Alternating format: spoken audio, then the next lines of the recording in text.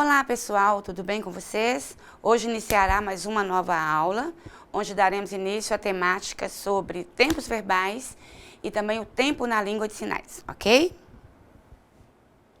Tempo e aspecto verbal.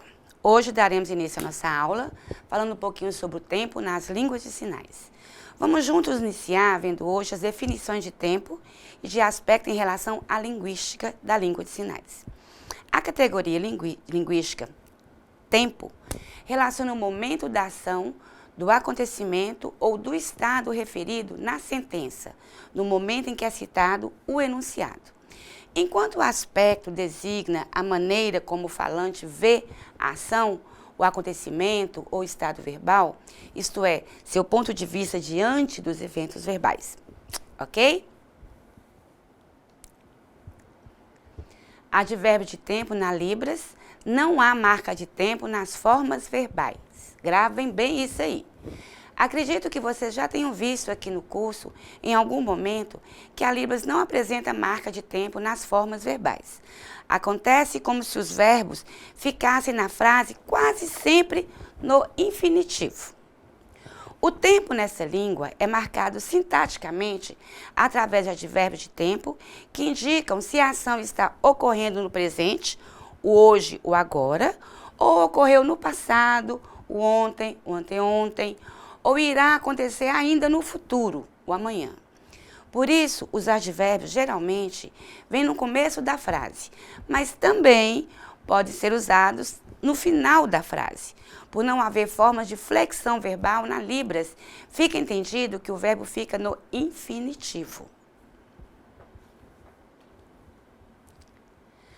O tempo presente. Nesse slide, temos a representação dos sinais que demonstram que a situação em questão reflete o momento atual, presente. O tempo passado.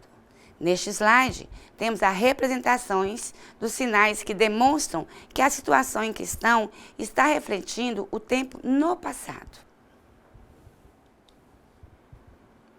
E o tempo no futuro, temos a representação dos sinais que demonstram que a situação em questão reflete o futuro, ou seja, não aconteceu ainda. Expressão, tempo e aspecto na Libras, tá? O tempo na língua de sinais brasileira pode também ser marcado por advérbios temporais, que aparecem antes ou depois da sentença, como nos dados a seguir, que vamos ver aqui agora. A frase, amanhã o Paulo comprará frutas. Tempo, futuro. Amanhã Paulo comprará frutas. O Paulo comprará frutas amanhã. Também tempo, futuro, porém uma frase afirmativa.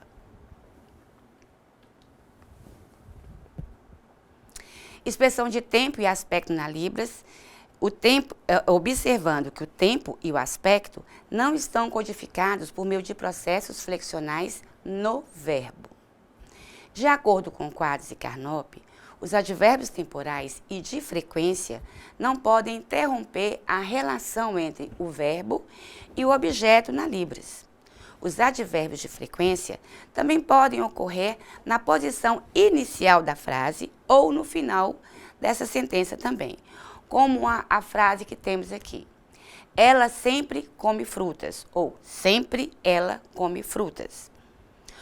Observando com vocês que, de acordo com os estudos de Quadros e Carnop, os advérbios temporais e de frequência não podem interromper a relação entre o verbo e o objeto na língua de sinais. Já falamos sobre isso há pouco e guardem isso com vocês.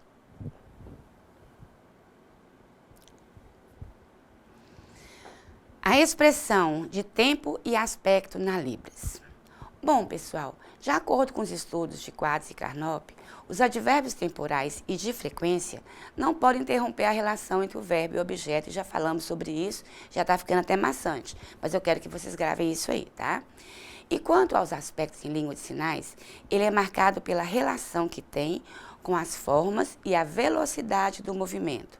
Essas relações definem as interpretações aspectuais, como nos exemplos que seguem nos slides a seguir, que vamos ver a partir de agora.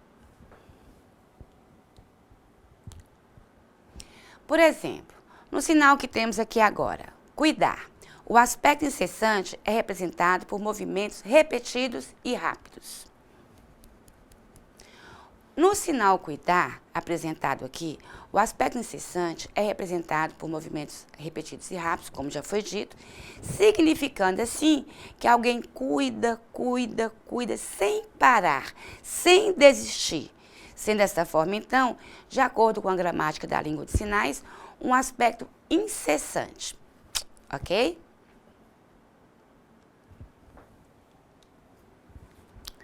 Agora, nós vamos apresentar nesse slide a representação do aspecto ininterrupto e durativo.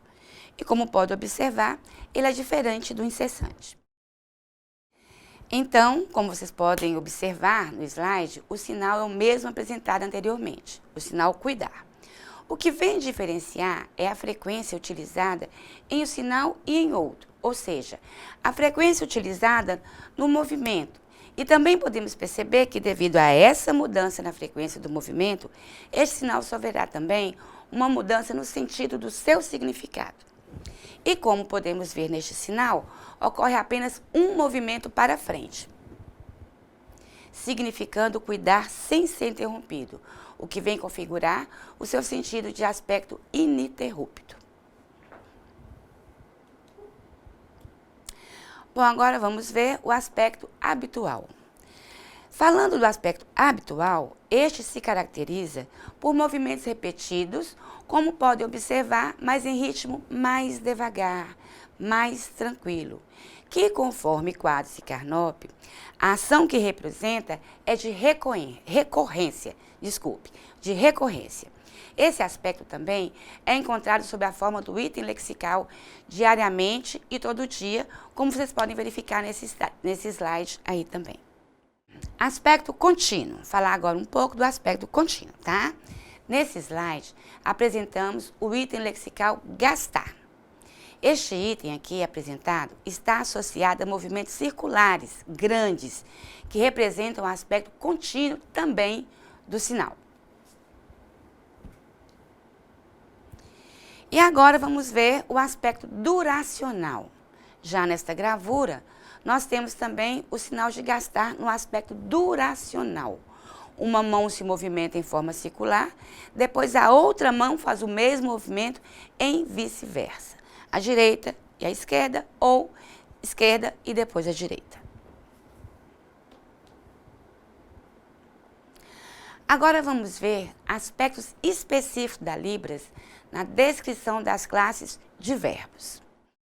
Para iniciar nossos estudos sobre os verbos da língua de sinais, vale aqui lembrar que o verbo é uma palavra de forma variável, que tem como função exprimir o que se passa, isto é, um acontecimento representado no tempo. Os verbos permitem a expressão de ação, estado, fato ou fenômeno. E em relação à língua natural dos surdos brasileiros, Quadros e Carnop, pesquisadoras da área, nos apresentam os tipos de verbos em comparação com os verbos da língua de sinais americana. Vamos lá? Verbos simples, verbos com concordância, verbos espaciais. Iniciaremos aqui com os verbos simples, ok? Então vamos lá. Os verbos simples, esses são verbos que não se flexionam em pessoa e número.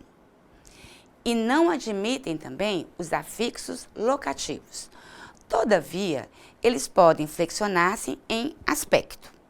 Exemplo desse tipo de verbo em Libras são os verbos gostar e conhecer, que tem o parâmetro de ponto de articulação de sinais ancorados no corpo. Vejamos o exemplo no slide que estamos aqui.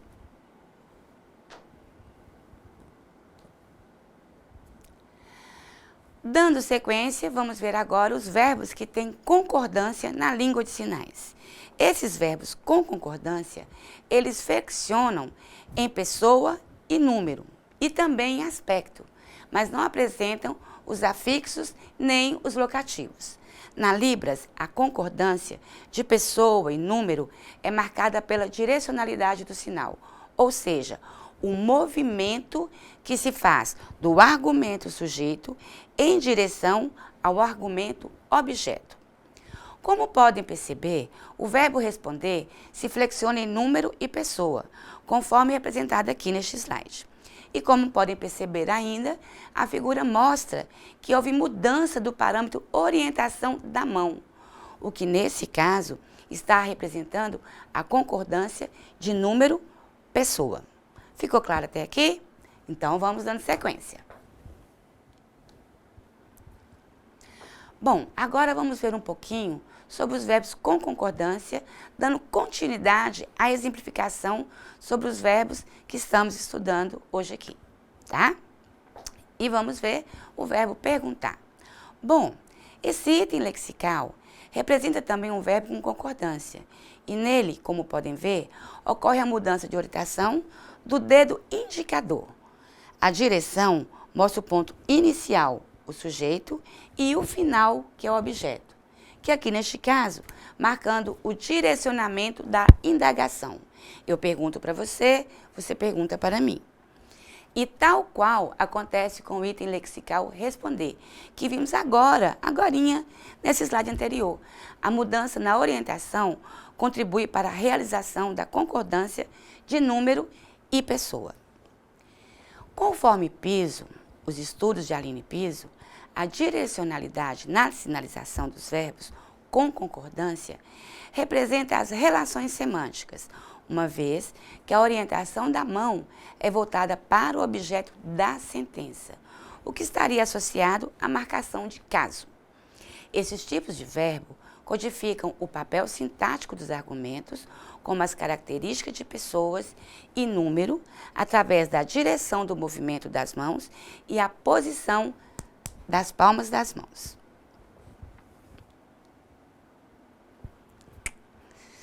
Seguindo em frente com os nossos estudos sobre os tipos de verbo na Libras, veremos agora sobre os verbos espaciais.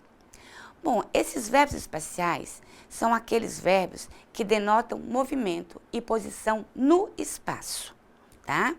E por essa razão, esses sim admitem os afixos locativos que identificam locais dentro do espaço neutro na sinalização, como nos exemplos que podemos verificar aqui neste slide.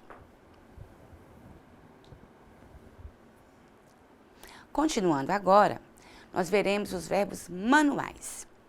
Ainda nos estudos de Quadros e Carnop, os verbos manuais. Estes são verbos que representam uma configuração de mão de tal forma que ela reproduz uma mão segurando o objeto. Vemos aqui um exemplo desse tipo de verbo, em que as mãos demonstram estar segurando o objeto que participa da ação verbal. Temos aí a figura representando a ação colocar bolo no forno. E ainda de acordo com os estudos de Quadros e Carnop, esses predicados de movimento representam as unidades lexicais mais ricas em termos de quantidade de informação incorporada de uma forma simultânea e sequencial numa mesma expressão verbal. E ao decorrer as várias estratégias disponibilizadas pela articulação da mão e pelas componentes não manuais, o gestuante, neste caso, ele é capaz de especificar o percurso dessa trajetória da ação, a velocidade e o movimento. E através da configuração, consegue ainda caracterizar os referentes envolvidos na ação, sendo ainda esse tipo de verbo capaz de indicar a localização no espaço topográfico, desde o ponto de partida até o alvo, tendo ainda a seu dispor a expressão facial e outros componentes não manuais para ainda acentuar o modo e o aspecto ou a percepção emocional do evento, como, por exemplo, o tamanho dessa forma de bolo, o formato dessa forma de bolo que está sendo colocada no forno, o peso dessa forma de bolo. Neste caso aqui em estudo, desta forma, o conteúdo semântico da ação, ele vai ser largamente enriquecido por essa informação complementar, que são das expressões não manuais, que ele pode recorrer. Verbos manuais. As autoras ainda, Quadros e Carnop, nos dá ainda 3 tipos de verbos manuais, sendo eles: 1. Os verbos locativos, que apresentam o afixo locativo, como, por exemplo, o verbo colocar, o verbo ir e o verbo chegar. E ainda um outro tipo de verbo, o verbo manual, que as autoras defendem, são os verbos classificadores também de entidade. Estes vêm demonstrar o deslocamento da entidade, ou seja, eles incorporam a configuração de mão do classificador da entidade que representam. Tal como acontece com o verbo andar, quando se refere à pessoa, andar animal, tá? E por fim, nós temos os verbos classificadores de instrumento, que apresentam a configuração de mão, representando a forma de como segurar este instrumento para produzir determinada ação. É como exemplos temos assim, cortar com tesoura, pintar com pincel, passar com ferro, dentre vários outros exemplos que poderia estar sendo citado aqui. Agora vamos dar início aos verbos direcionais e verbos não direcionais, abrindo este primeiro momento apresentando os verbos direcionais. Bom, pessoal, de acordo com Brito, nas Libras, são encontrados também verbos direcionais e os verbos não direcionais. Aqui, nós temos um exemplo de verbo direcional, que, segundo o Brito, são numerosos e se identificam por utilizarem o espaço neutro. O verbo dar ou o verbo entregar, como melhor convier no contexto que aqui apresentamos, é considerado um verbo direcional, porque a direção do movimento demonstra o ponto inicial, que corresponde ao sujeito, e o ponto final, que corresponde ao objeto indireto ou o argumento dativo da frase. E como podem observar, eles marcam, sim, a concordância pessoa e número. Aproveitamos ainda para observar aqui que esse tipo de verbo é chamado também, por Quadros e Carnop, de verbos de concordância, que já foram aqui apresentados anteriormente, tá? Bom, e fechando aqui este slide, para prosseguirmos com a nossa aula, temos aí a figura que tem a representação da ação. Eu dou para você, ou eu entrego para você. E também temos o exemplo de verbo avisar, que também é um verbo direcional, tá? E dentre outros mais verbos direcionais que temos na língua de sinais. Bom, neste slide, um exemplo de verbo não direcional, tá? E os verbos não direcionais são aqueles que não têm a marca de concordância e ainda se dividem em 2 subclasses, que são os verbos ancorados no corpo, que é um, e o outro é os verbos que incorporam o objeto, tá? Os verbos ancorados no corpo são verbos sinalizados com contato próximo ao corpo. E os verbos que incorporam o objeto se caracterizam pelo fato de que alguns parâmetros vão se modificando para especificar informações relativas a um determinado argumento. O verbo não direcional incorpora o objeto. O sinal do verbo comer se modifica para especificar a informação de que o sujeito, neste caso aqui, come uma maçã. Mas outros exemplos podem ser citados, como cortar, ou o verbo beber, ou o verbo tomar. Apresentando mais um exemplo dentro da temática acerca dos verbos não direcionais, temos aqui ainda o verbo escovar dentes. Como podem perceber, ele é sinalizado também próximo do corpo do próprio sinalizador. Esse sinal se realiza junto da parte do corpo que é o objeto do verbo e, nesse caso, dizemos que o verbo está ancorado no corpo. Então, temos ainda aqui os exemplos de verbos ancorados ao corpo, como o verbo entender, o verbo gostar, o verbo falar e etc. Aqui é somente um lembrete em forma de síntese para tentar melhorar um pouquinho, contribuir com a aprendizagem de vocês, tá? Esses tipos de concordância apresentadas dos verbos que acabamos de estudar podem coexistir em um mesmo verbo, Assim, há verbos que possuem concordância de gênero e localização. Como exemplo, podemos citar o verbo cortar, porque este poderá se referir a cortar cabelo, cortar unha, cortar árvore, papel, tá? E a concordância número pessoal e de gênero, a gente pode observar no verbo dar. Bom, agora iremos observar o resuminho que está aqui no slide, que deixo aqui para vocês, onde apresenta o que muda, o que influencia em um verbo, de acordo com as alterações em alguns parâmetros fonológicos dessa língua. Concordância, número pessoal, parâmetro de orientação, como pode observar aqui, concordância de gênero, parâmetro de configuração de mãos. E a concordância de lugar, vamos atuar no parâmetro de ponto de articulação, tá? Então, gravem esse resuminho que tudo ficará mais fácil para vocês. Agora, continuando, mas mudando um pouquinho o tema de estudo, vamos ver agora um pouquinho sobre a sintaxe espacial, a ordem básica das frases na língua de sinais, tá? E segundo Quadros e Carnop, a ordem das palavras é um conceito básico relacionado com a estrutura da frase de uma língua. O fato de que as línguas podem variar as ordenações das palavras apresenta um papel significante nas análises linguísticas.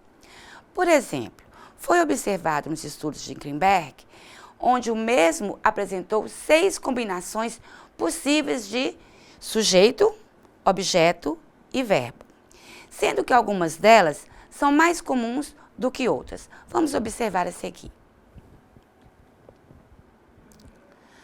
Vamos ver isso aqui agora, tá? Que segundo Ferreira Brito, a ordem sintática da língua de sinais americana seria a SVO, sendo permitidas outras ordens em 3 casos bem distintos. O primeiro caso, ela fala, é quando um dos elementos da frase estiver topicalizado. O segundo caso seria quando o sujeito e os verbos não estiverem invertidos. E, por fim, o terceira hipótese que ele coloca é quando o locutor tivesse que usar o espaço para indicar mecanismos gramaticais. E as construções com verbos no final da frase também pode ocorrer na Libras. Bom, pessoal, trazendo agora os estudos de Felipe Ferreira Brito, elas demonstram que nas línguas de sinais há diferentes possibilidades para a ordenação dos sinais dentro de uma sentença. Porém, essas autoras observam que a ordem básica é realmente sujeito, verbo, objeto, que conhecemos como SVO, tá? Essa ordem, ela é bastante natural em Libras e são sempre consideradas gramaticais, mas também são possíveis a gente observar a construção OSV, que é objeto, sujeito, verbo, a ordenação SOV, sujeito, objeto, verbo, e também a ordenação VOS, verbo, objeto, sujeito. Bom, então, em resumo, a estrutura da sentença em Libras acontecerá na sequência SVO, como ordem básica, e SOV, OSV ou VOS como ordens assim, possíveis dentro dessa língua. Ok? Vamos ver agora um pouquinho da estrutura da sentença em Libras. Mas em Libras, embora Quadros e Carnop comprovem que a construção SVO, sujeito, verbo, objeto, seja mais comum nessa língua, são encontrados também com muita frequência construções do tipo SOV, sujeito, objeto, verbo, e OSV, objeto, sujeito, verbo, que estão associadas com a presença da topicalização, como comprova o exemplo desse slide, em que o sintagma topicalizado também é acompanhado de uma expressão não manual. Na ordem de estruturação da sentença, OSV, temos a frase, futebol o João gosta. E observem que nesta frase, qual é o tópico? É claro que a palavra futebol. Estrutura da sentença na Libras. Ainda sobre a ordem dos constituintes, muitas sentenças na Libras possuem sujeitos ou objetos nulos, como afirma Quadros. Segundo quadros, tanto a posição de sujeito como a posição do objeto podem ser omitidas dentro da Libras, observando algumas restrições quanto à classe dos verbos e à dependência de elementos dentro desse discurso. Nessas sentenças, a ordem sujeito, verbo e objeto ela é mantida, pois a categoria vazia, que ocupa as posições de sujeito e de objeto, apresentam a realidade sintática. E isso é possível a gente verificar através da contraparte fonética das posições vazias. Como vimos, na Libras, além da estrutura frasal habitual, sujeito, verbo, objeto, ou SVO, como preferirem, há ainda a possibilidade de outras sentenças gramaticais com as seguintes estruturas: OSV, objeto, sujeito, verbo, SOV, sujeito, objeto, verbo, e também VOS, verbo, objeto, sujeito. Bom, aqui segue algumas dicas a partir de evidências apontadas por quadros, detalhando algumas restrições, observem, restrições sobre essas estruturas dentro das sentenças. Então, vamos lá? Bom, quadro nos orienta que todas as frases com ordem SVO são gramaticais. 2. As ordens OSV e SOV ocorrem com a incorporação de expressões não manuais e as marcas de concordância. Ponto 3. No caso das organizações de OSV e SOV com incorporação de expressão não manual, se o objeto não for uma oração simples e sim subordinada, não será possível mudar esse objeto de ordem. Então, se atentem a isso. Ponto 4. Numa relação entre verbo e objeto, não pode haver uma interrupção dos advérbios temporais ou de frequência. Ponto 5. A presença do tópico possibilita a mudança na ordem das frases, apresentando estruturas como sujeito, objeto, verbo ou objeto, sujeito, verbo, inclusive com o uso de verbos sem concordância. Esse é um recurso gramatical comum dentro da Libras. O ponto 6 que ela nos coloca: nas estruturas com verbos com concordância, há ainda a elevação do objeto, derivando sentenças sujeito, objeto, verbo e a ordem sujeito, verbo, objeto, possibilitando a omissão dos sujeitos e também dos objetos. E o último item que ela nos coloca, o 7, em sentenças com foco contrastivo, ou seja, onde a estrutura sintática vem demonstrar contextos de comparação ou contraste, pode ocorrer a ordem verbo, objeto, sujeito, VOS. Bom, esperamos que vocês tenham aproveitado bem a disciplina de Linguística Aplicada à Língua de Sinais 2. Aqui tivemos muitas informações importantes para que pudéssemos ampliar nossos conhecimentos sobre essa língua tão interessante. Espero que continue aprofundando os conhecimentos e que percebam cada vez mais a importância da língua brasileira de sinais para a pessoa surda, seja em sua vida escolar, familiar, social ou profissional. Agradecemos sua participação e esperamos que continue estudando com afinco e participando junto aos surdos deste universo de peculiaridades que essa língua oferece. Estudem para as avaliações, não percam os prazos de suas atividades. E o mais importante, participe dos fóruns, pois a construção coletiva do conhecimento ocorre sempre de forma prazerosa. Um abraço carinhoso a todos, boa sorte e bons estudos.